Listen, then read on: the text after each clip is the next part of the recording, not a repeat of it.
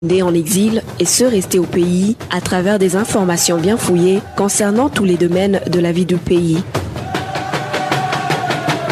Le magazine Humura Burundi est diffusé sur le web via le site de la RPA www.rpa.bi.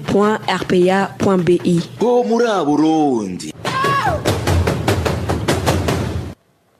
Bonsoir ou bonjour mesdames et messieurs et bienvenue à ce rendez-vous d'actualité dont voici le sommaire. Père panique au sein du personnel de l'entreprise Afritextile de Bujumbura pour cause un parmi les employés a été récemment testé positif au Covid-19.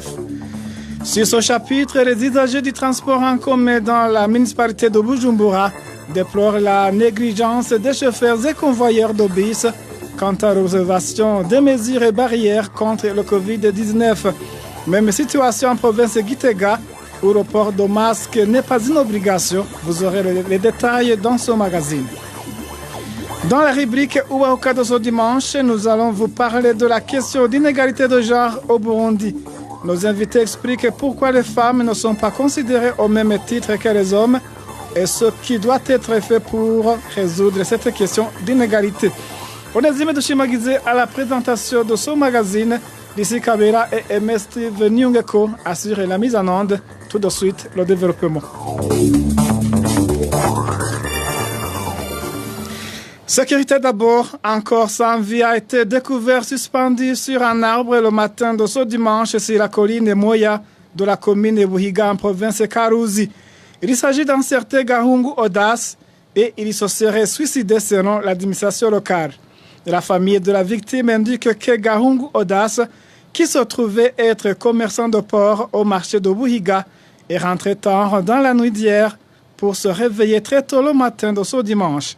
Des sources sur place indiquent encore que sa femme, à la maison, croyait qu'il était parti pour son business. Le 2 août 2015, 2 août 2020, 5 ans déjà que le général Adolphe Nshimirimana ait été assassiné. Les circonstances de la mort de ce général, considéré à l'époque comme le bras droit de feu président Nkurunziza et en même temps numéro 1 de son service de renseignement, restent mystérieux. Jusqu'à présent, 8 personnes, dont 7 militaires et un policier, sont incarcérées soupçonnées d'avoir trempé dans cet assassinat. Dans leur troisième comparution devant la chambre criminelle du tribunal de grande instance de Nahangwa, en itinérance à Gitega en date du 26 mai, le ministère public les a accusés d'avoir planifié et exécuté l'élimination physique du lieutenant général Adolphe Nshimirimana. Il a requis une peine à perpétuité, mais les concernés ont toutefois rejeté en bloc les accusations. En page politique, l'impunité des crimes du journaliste Kenny Claude Nduwimana par les autorités burundaises démontre que le régime en place soutient les messages de haine ethnique. Réaction de maître Janvier Bigirimana qui explique que la décision prise par le groupe médiatique CVR Mediatim d'expulser de son sein le journaliste Kenny Claude est insignifiante. Suivez plutôt maître Janvier Bigirimana. Les propos qui ont été tenus ces derniers mois par le journaliste Kenny Claude Nduwimana, ce sont des propos d'une gravité telle que il devait en principe être poursuivi pénalement parce que les propos haineux à l'encontre des Tutsis nous rappellent les périodes sombres de l'histoire de la région de Galak où des génocides ont été commis contre des populations innocentes, notamment par des régimes qui dirigent les pays. Nous pensons aussi que ce journaliste est soutenu par le régime en place. Sinon, on pense que la police ou le ministère public aurait déjà agi en l'arrêtant, en le condamnant conformément à la loi. Ce qui se passe aujourd'hui, c'est que ce régime fait semblant comme s'il ne connaissait pas ce journaliste. Le fait de le virer d'un groupe médiatique qui collabore avec la CVR n'est que une simple petite réaction de cette commission vérité et réconciliation qui se retrouve aujourd'hui ridicule de collaborer avec quelqu'un qui prône une haine extrême à l'endroit d'une composante sociale burundaise. Nous pensons que les autorités burundaises devraient se ressaisir pour démontrer éventuellement qu'elles ne collaborent pas ou qu'elles ne sont pas complices avec ce vecteur de la haine ethnique. Mais si cela n'est pas fait, ça va démontrer davantage que le régime en place est déterminé à continuer les pratiques génocidaires qui se sont répétées dans le temps et ça serait dramatique qu'on puisse revivre encore le calvaire qu'on a vécu dans le passé. La commission Vérité et Réconciliation a décidé ce dimanche la dissolution de son groupe médiatique CVR Mediatim qui comptait 42 journalistes. Kenny Claude Ndikumana est donc porte-parole de certaines personnalités du cercle de pouvoir. C'est du moins l'analyse du journaliste Patrick Wakina. Et pour lui, donc, les gens ne devraient pas perdre leur temps à se concentrer sur la personne de Kenny Claude Ndikumana, mais il faudrait plutôt chercher à connaître qui lui donne l'appui financier et moral pour pouvoir accomplir sa mission. Je vous propose d'écouter le journaliste Patrick Wakina.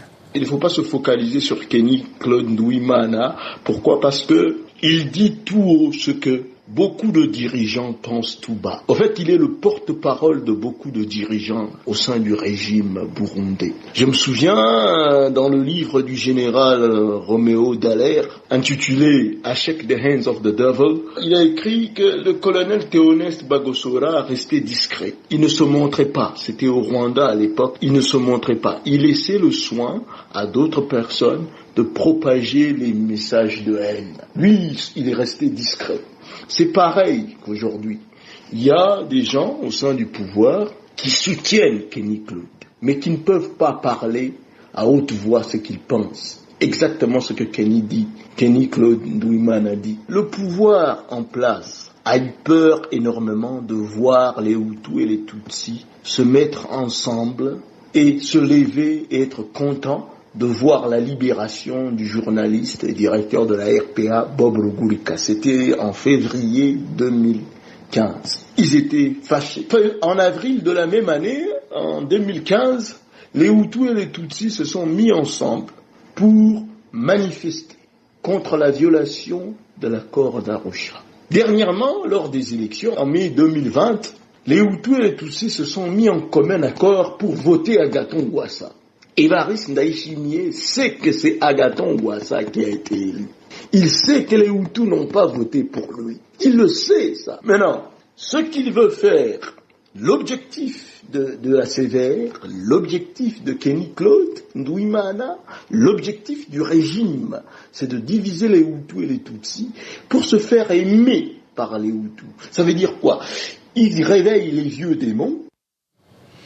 Patrick Wakina, journaliste burundais en exil. Détention depuis 9 mois et 11 jours de 4 journalistes du groupe de presse Iwachu à la prison de Bubanza. Le tribunal de grande instance de Bubanza et la cour d'appel de Nahangwa les ont condamnés à un emprisonnement de 2 ans et demi, ainsi qu'un paiement d'une amende de 1 million chacun. Christine Kamikazi, Agnès Ndirubusa, Terence Mozenzi et Égide Harimana ont été arrêtés dans la commune Musigati de la province de Bubanza, alors qu'ils s'y rendaient pour enquêter sur les combats qui opposaient ce jour-là les forces régulières et les rebelles.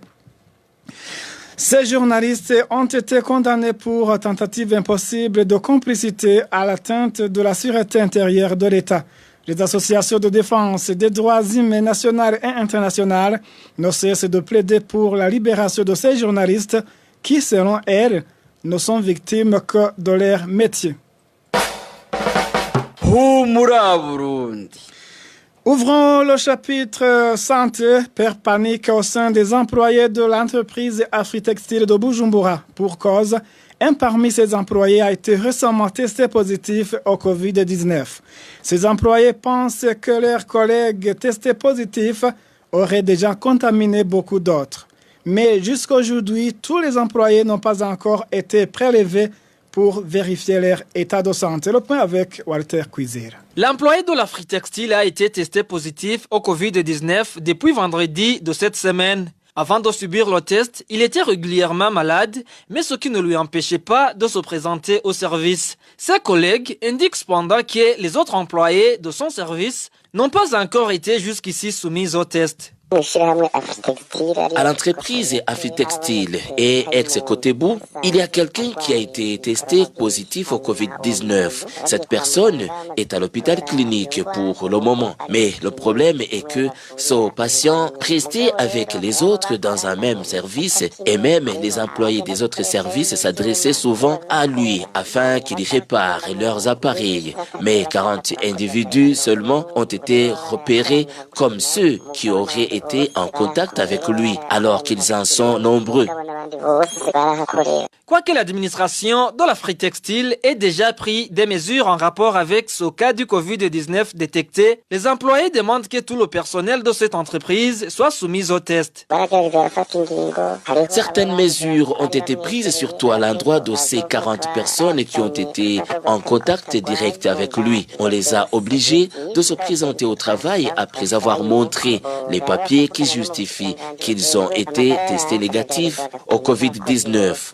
Nous apprécions cette décision, mais nous demandons aussi que le ministère de la Santé fasse des prélèvements pour tous les employés de l'entreprise, car l'Afritextile est vaste et compte 900 employés. D'après nos sources au sein de l'entreprise Afritextile, aucune intervention n'a encore été faite au domicile du patient afin de secourir à temps sa famille et l'entourage. Toujours à ce chapitre, les usagers du transport en commun dans la municipalité de Bujumbura déplorent la négligence des chauffeurs et convoyeurs de bus quant à l'observation des mesures barrières contre la Covid-19. C'est au moment où l'association des transporteurs Atrabou avait récemment lancé une campagne dans son sens en distribuant 1000 masques à l'endroit des chauffeurs et convoyeurs de bus de transport en commun à mairie de Bujumbura. Balthazar Mebour. Les transporteurs en commun dans la municipalité de Bujumbura négligent et violent les mesures barrières de lutte contre la COVID-19. Mercredi dernier, l'association de ces transporteurs au Burundi, Atrabo en sigle, avait pourtant distribué 1000 masques aux chauffeurs et convoyeurs de bus de transport en commun dans la ville de Bujumbura. C'était dans le cadre du lancement de la campagne de prévention et de lutte contre la pandémie de coronavirus dans le secteur du transport. Mais le port de ces masques n'a été observé que le même jour uniquement, dénoncent les usagers de ces bus. La mise en application n'a jamais été effective jusqu'à l'heure actuelle. Que ce soit les chauffeurs, que ce soit les convoyeurs, personne ne se soucie de ces masques. On dirait que c'était de la farce. Mais nous, les citoyens, avions apprécié cette initiative. Les passagers de bus de transport en commun à mairie de Bujumbura regrettent ce comportement, surtout qu'aucun effort n'est fourni ni par l'administration ni par le ministre de la Santé pour sensibiliser davantage le port de masques et autres mesures d'accompagnement. En province de Gitega, les conducteurs de bus de transport en commun ne portent pas de masque pour se protéger contre la COVID-19. Certains chauffeurs de bus qui se sont entretenus avec la RPA indiquent qu'ils n'ont pas encore eu ces masques et qu'aucun ordre de port obligatoire de masque ne leur a été donné. Aussi, ceux qui portent les masques parmi les clients ne sont pas nombreux. Le point avec Eroge Diveremèche. Au chef-lieu de la province Gitega, le parking des véhicules de transport qui se dirigent dans différentes provinces du pays est situé à l'endroit appelé Kumasanganzira. Jusqu'à l'heure actuelle, que ce soit les chauffeurs ou encore les convoyeurs, personne ne porte de masque. Ces derniers avancent deux raisons qui expliquent le non-port de masque. Premièrement, ils disent qu'ils n'ont pas encore bénéficié de ces masques au moment où ils ont entendu qu'en mairie de Bujumbura, leur association Atrabou les a distribués aux chauffeurs et convoyeurs. Deuxièmement, ils expliquent qu'ils ne savent pas où ils peuvent les acheter. Une explication non fondée, car dans plusieurs pharmacies de Gitega, les masques y sont disponibles. Quant aux clients, peu d'entre eux portent de masques et sont désignés de civilisés, une connotation donnée aux intellectuels et les nantis de la province de Gitega. à ce parking de véhicules de transport en commun, il s'observe à l'entrée du bureau de vente de tickets pour certaines agences de voyage, de petits seaux remplis d'eau et de savon pour laver les mains. Ces agences sont la Guibuco, Volcano, Memento et Tramwex. Les clients qui achètent les tickets se lavent certes les mains avant d'entrer au bureau de l'agence, mais il n'y a pas de personne chargée de désinfecter les mains des passagers avant d'embarquer dans les véhicules. La donne est ainsi alors que le ministre de la Santé publique avait recommandé que les sièges des véhicules soient désinfectés régulièrement avant l'embarquement des passagers et que ces derniers doivent obligatoirement porter de masques dans le cadre d'éviter la propagation du coronavirus. Malgré cette interpellation du ministre, les concernés insistent sur le fait qu'aucun ordre ne leur a été donné. Les conducteurs de taxi moto et taxi vélo, qui sont d'ailleurs nombreux en province Gitega, révèlent à leur tour que le masque de protection contre la Covid-19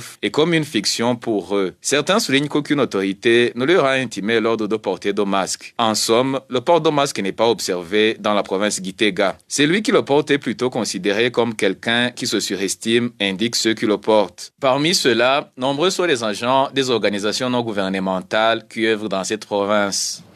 Eh bien, merci, Eroge Divele-Mécha. Entre-temps, les chauffeurs de bus de transport en commun qui n'obéiront pas à la mesure de port de masque seront licenciés de leur travail par l'association de transporteurs Atrabou.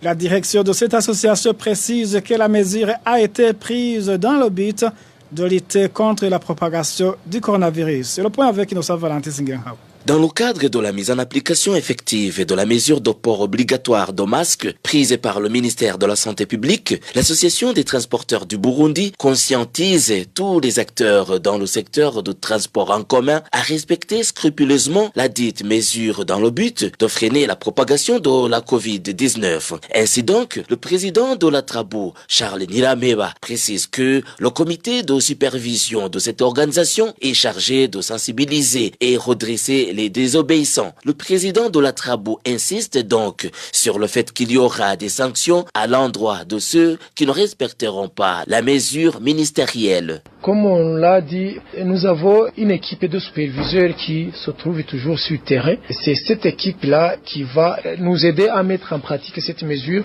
Nous pouvons même recommander aux superviseurs d'interdire tous les chauffeurs et convoyeurs qui ne portent pas ces masques à continuer à vaquer à leurs activités. Nous sommes autorisés par notre règlement d'ordre intérieur. Le président de l'Atrabou a fait savoir que 4500 masques seront vendus à ceux qui œuvrent dans le secteur de transport en commun à raison de 1500 francs la pièce. Il a également laissé entendre que ce projet de port obligatoire de masques va s'étendre jusqu'au parking de l'intérieur du pays. Eh bien, merci, Innocent Valentin Singiranghabo.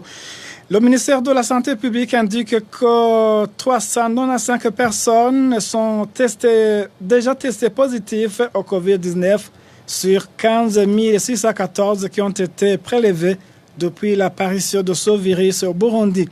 Le même ministère indique que parmi ces prélèvements déjà effectués, 12 999 sont des personnes dépistées depuis le mois de juin pendant la période de la campagne de dépistage en cours pour ceux qui présentent des symptômes du Covid-19. Jusqu'à aujourd'hui, à part les 3 provinces, à savoir Bujumbura, Ruyigi et Gitega, où la campagne de dépistage a déjà commencé, dans d'autres provinces, rien n'a été fait pour débuter la campagne. Les réfugiés burundais du camp de Rusenda en République démocratique du Congo refusent d'être vaccinés de force. Ils font savoir qu'ils n'ont pas été bien informés sur ce nouveau vaccin.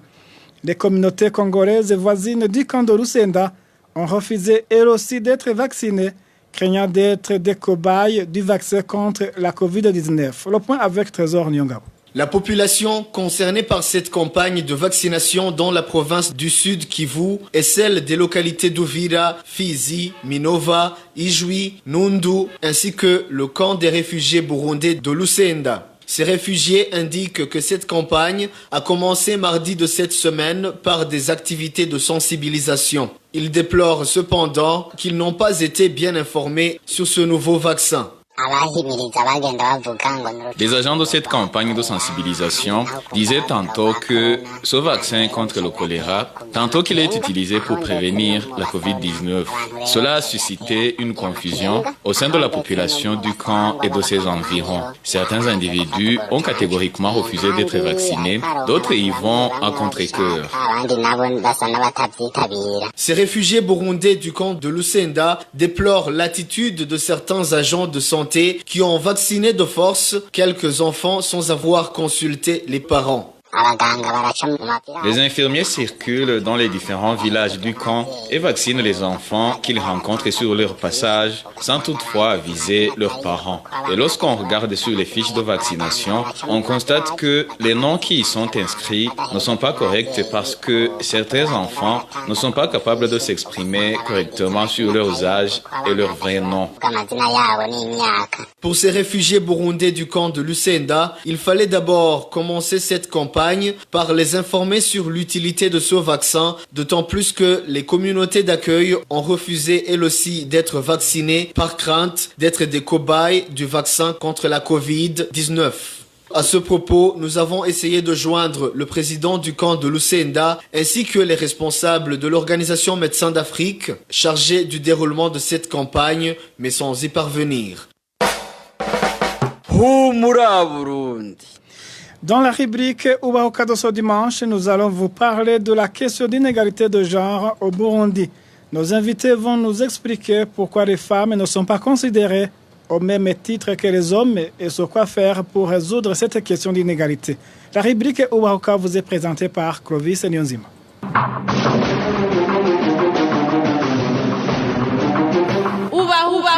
Ubahuka.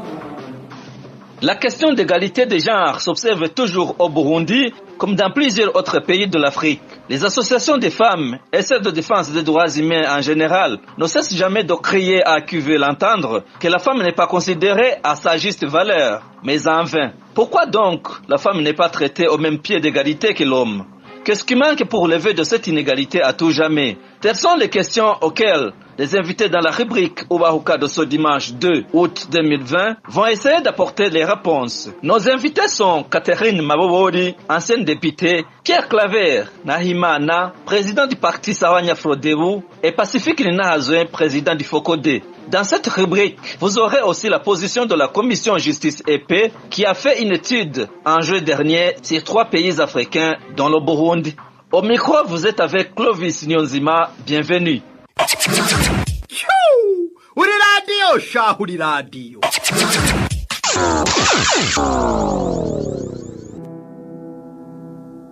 L'inégalité des genres au Burundi, que ce soit devant la loi ou dans le milieu social, se remarque par parité dans la participation des femmes dans les organes de décision ainsi que dans la société en ce qui est surtout de l'héritage au même titre que leurs frères. Selon Patrick Balemba, chargé de recherche et animation au sein de la commission justice et paix, le Burundi est parmi les rares pays qui n'ont pas ratifié la charte africaine des droits de l'homme relative aux droits des femmes. Il salue toutefois les avancées remarquables des lois qui sont adoptées dans l'objectif d'égalité des genres. Le Burundi, il est vrai, reste parmi les rares pays qui n'ont pas ratifié la Charte africaine des droits de l'homme et des peuples relative aux droits des femmes, le protocole de Maputo. Ainsi aussi, le Burundi n'a pas ratifié le protocole facultatif se rapportant au pacte international relatif aux droits économiques, sociaux et culturels. Alors, notons néanmoins que on voit bien sûr des avancées au niveau étatique, au niveau des prises de décision et au niveau même des lois particulières qui ont été adoptées et promulguées par les gouvernements burundais, qui sont des lois bien sûr louables et qui sont des lois qui prennent en considération l'aspect non seulement de l'égalité de genre, mais aussi de la parité, qui devrait être visible dans les sphères de décision, c'est-à-dire dans le gouvernement, on devait avoir un certain pourcentage des femmes, au Parlement, au Sénat, même dans les institutions, par exemple dans la justice, combien de juges femmes il y a, combien de procureurs femmes il y a, dans l'armée, ainsi de suite. Donc la femme devrait déjà commencer à avoir sa place dans toutes les institutions du pays, comme les lois qui ont été adoptées par les gouvernements burundais les proposent. Voilà, donc par exemple la loi sur la parité, elle est là, mais allez voir vous-même combien de sénatrices il y a, combien de ministres il y a, combien de députés femmes il y a, et quelle est la proportion de la femme dans la sphère des décisions. En effet, la situation du Burundi continue à être entachée par quelques freins sur l'aspect du développement qui prendrait en charge les questions liées à l'égalité des genres. Côté défenseur burundais des droits humains, il estime aussi qu'il y a eu une avancée avec l'installation du quota de 30% pour des femmes dans la représentation. Pacifique Ninilahazwe, président du FOCODE, déplore toutefois que les autorités burundaises ne se contentent de faire respecter son minimum. Je dois avouer ici qu'il y a une évolution extrêmement importante avec l'institution du quota de représentation des femmes dans les institutions à l'échelle de 30%. Mais je voudrais immédiatement souligner une chose qui n'est pas remarquée dans les décisions qui sont prises par les dirigeants burundais.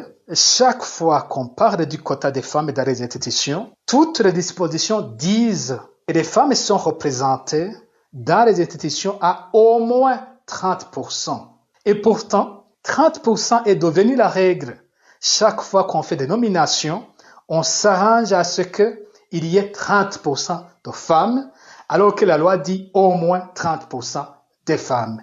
Donc, on s'accommode du minimum légal, alors que s'il s'agissait d'une question de conviction, si les autorités burundaises étaient convaincues de l'importance de la représentation de la femme, elles ne se contenteraient pas du minimum, mais plutôt on devrait s'acheminer vers la parité homme-femme dans les institutions. Ceci est déjà important à noter. Deuxièmement, oui, les femmes sont représentées dans la plupart des institutions, mais s'il faut considérer l'importance des places qui sont accordées aux femmes, on se retrouve dans une situation où les femmes sont représentées mais sont privées d'être dans les plus hautes institutions de l'État. Alors, il est vrai, la représentation est très importante, mais il y a un autre niveau encore plus important que cela, c'est la façon dont les questions féminines sont réellement représentées dans les institutions. Aujourd'hui, on a des têtes féminines dans les institutions, mais les questions réellement féminines ne sont pas représentées dans les institutions.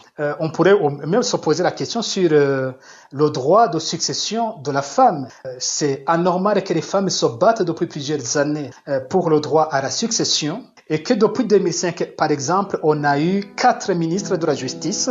C'est une interrogation et c'est là où on se dit mais à quoi servent ces ministres féminins lorsqu'elles sont dans les institutions?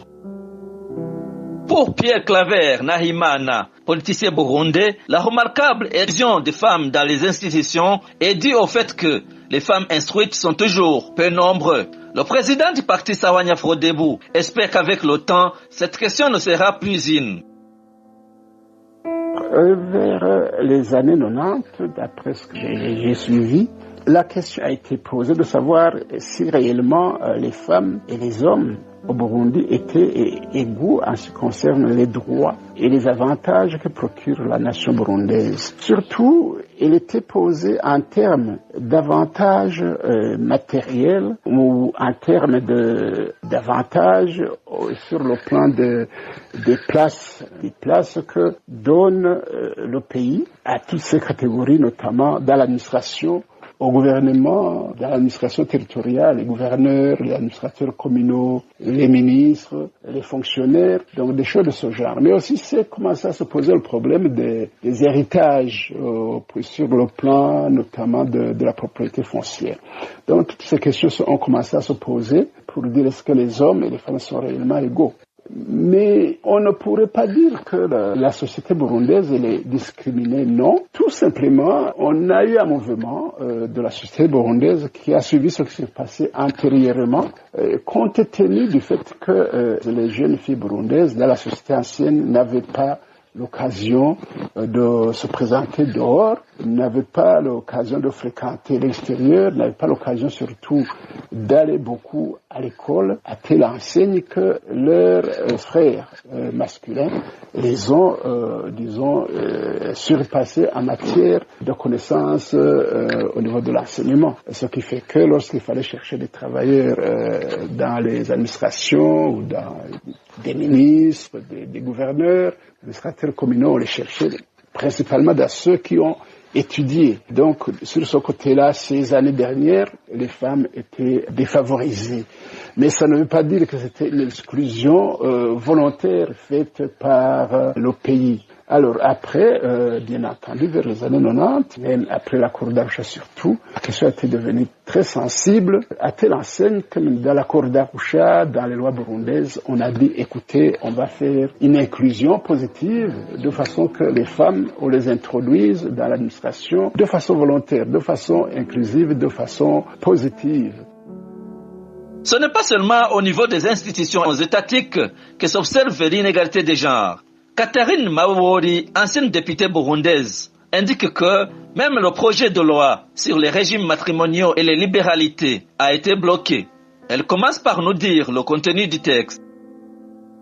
Il s'agit du projet de loi sur les successions, les régimes matrimoniaux et les libéralités. Et par régime matrimoniaux, il faut comprendre sous quel régime on se marie, si c'est sous la communauté des biens ou si c'est sous le régime de la séparation des biens. Et par libéralité, il faut comprendre comment on fait de dons, par exemple. Ce projet de loi a été le premier projet de loi initié par le Parlement en 2003 sur l'initiative de l'Association des femmes juristes et des femmes parlementaires de l'époque. Alors, le principal souci de ce projet de loi était de réguler une matière qui est jusque-là régie par la coutume, qui est malheureusement défavorable aux femmes. Ce projet viendrait rendre justice aussi bien aux hommes qu'aux femmes, car jusque-là, même pour les hommes, il n'y a pas de référence en matière de succession. Et quand il s'agit de trancher des litiges fonciers, chaque juge le fait à sa manière, car il n'y a pas justement de loi de référence. Au niveau du contenu, le projet de loi précise comment on devait hériter de ses parents ou de ses enfants sur le même pied d'égalité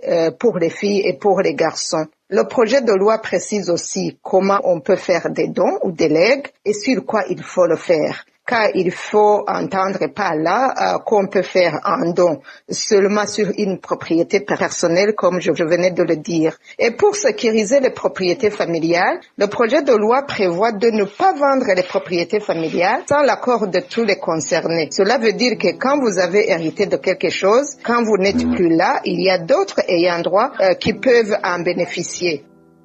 Quelle a été donc la finalité de ce projet de loi? Catherine Mabowori fait savoir que c'est feu président Pierre Nkurunziza qui a bloqué son adoption. En principe, dès que le projet de loi a été voté par le gouvernement et qu'il était arrivé au gouvernement, il devait être immédiatement promulgué, mais il y a eu des tergiversations et des réticences sous prétexte que cette loi viendrait perturber les coutumes et la paix sociale. Ce projet était initié en réponse à la Convention sur l'élimination de toutes les formes de discrimination envers les femmes que le Burundi ratifiait sans réserve et aussi en réponse à la Constitution du Burundi qui reconnaît que tout le monde a droit à la propriété qui peut s'acquérir par succession, par legs ou par acquisition personnelle. Par acquisition personnelle, je veux dire par exemple si vous avez acheté une propriété, il vous revient de plein gré. Aussi bien les femmes que les hommes ont cette possibilité d'acquérir des biens en les achetant personnellement. Ce projet de loi a été bloqué par feu président Nkurunziza lorsqu'un jour sur le stade de Kayanza, il a publiquement demandé aux femmes si elles veulent cette loi. Il est difficile évidemment de connaître la réponse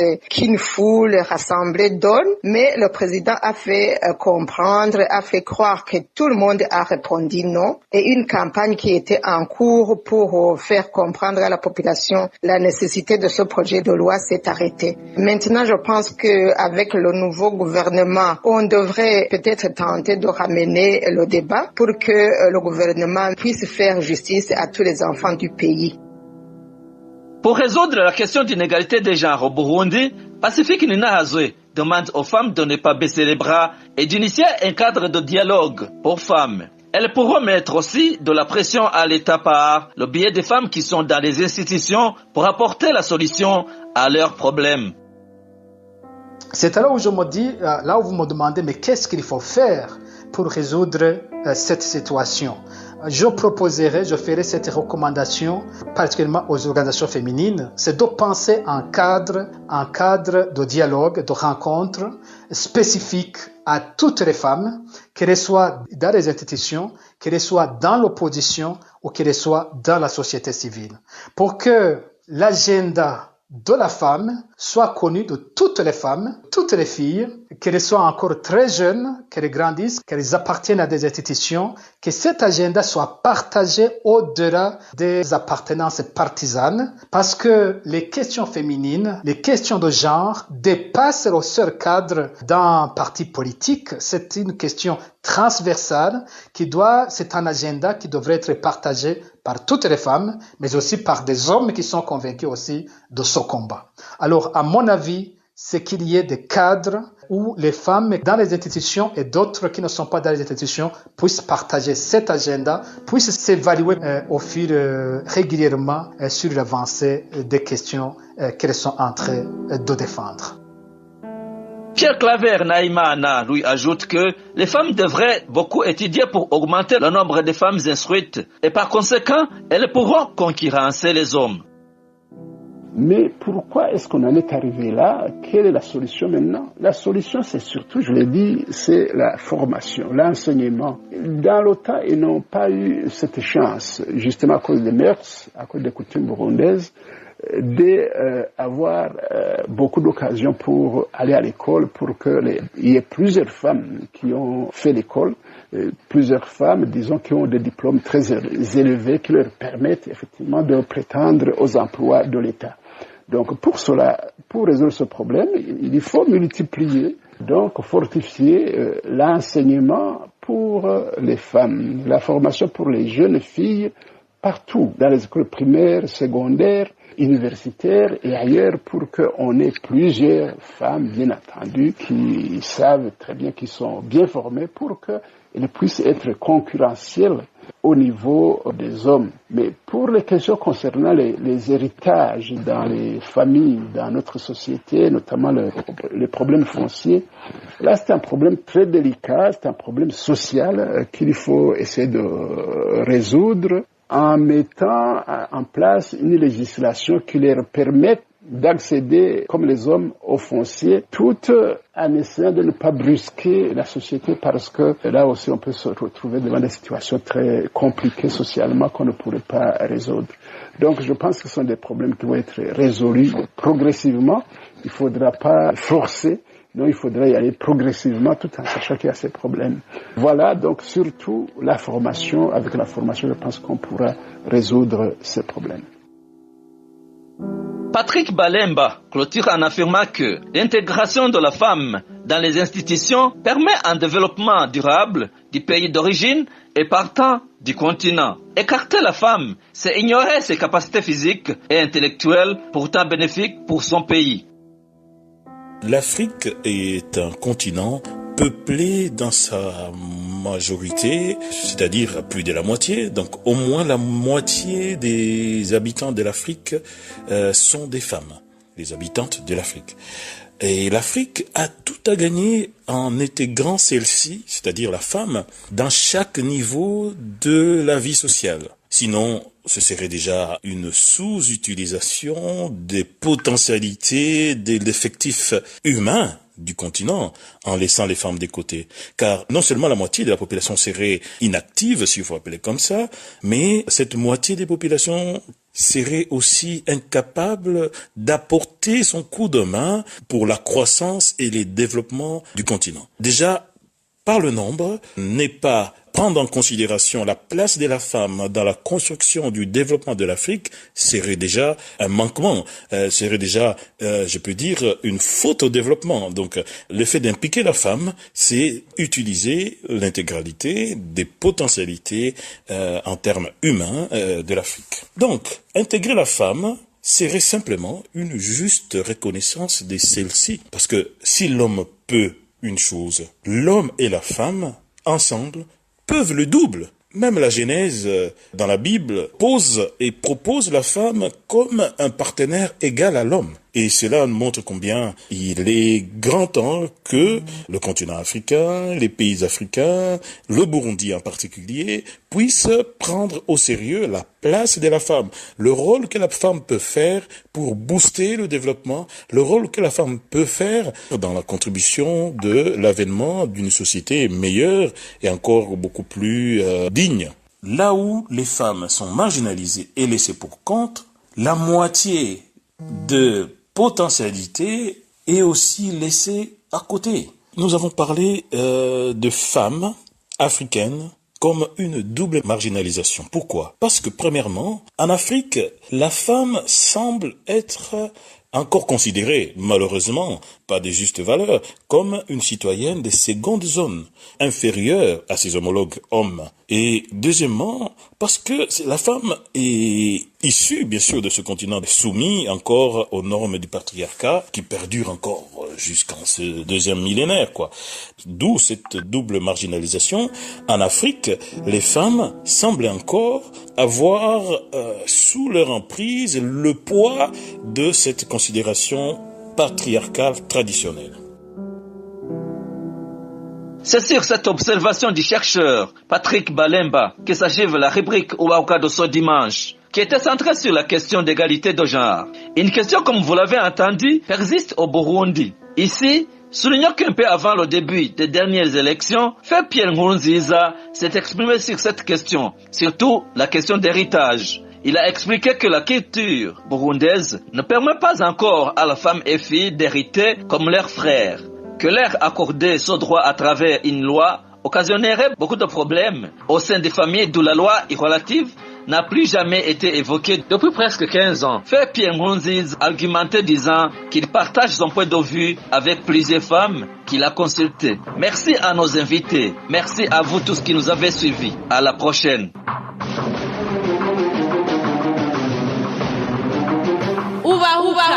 Ubahuka.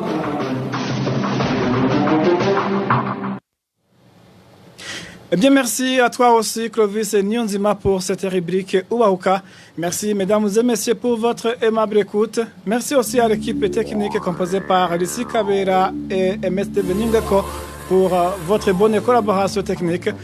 À la présentation, c'était Onedi Medushimagize. Je vous souhaite de passer une excellente soirée chez vous. Au revoir.